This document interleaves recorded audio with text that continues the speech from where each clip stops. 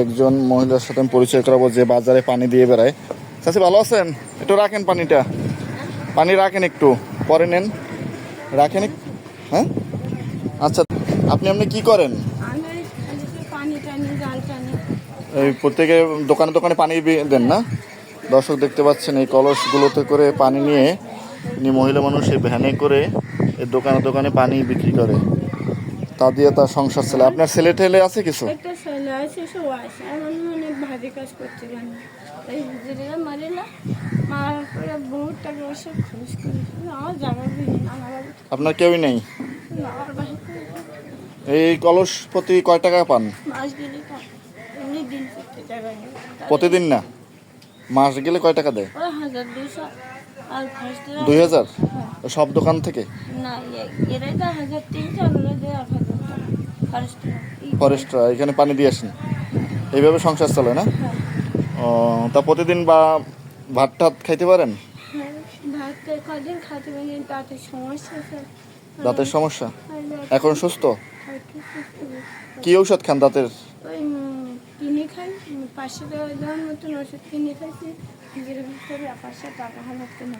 অসহায় মানুষটা দাঁতে ব্যথা, ভাতও খেতে পারেনি। এখন এখানে ভাত আছে, ডিম আছে আর আলু আর তরকারি, ঠিক আছে, এটা খান।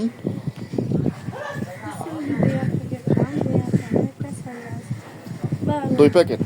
না, 2 আঁকা খাওয়া আমার 2 নয়, কেউ নেই খাবে। এখন ঔষধে কিরকম লাগে আপনার? ওষুধে 500 টাকা কিনে কাজে 500 টাকা না? এখন 100 টাকা দিলাম আপনারে, ঠিক আছে, এটা দিয়ে ঔষধ কিনে খাইবেন দাঁতের। আমার সরকার থেকে আমাদের জায়গা ভাত দিত, ঘর বাড়ি নেই? আছে এখন ঘর বানিয়ে পয়সা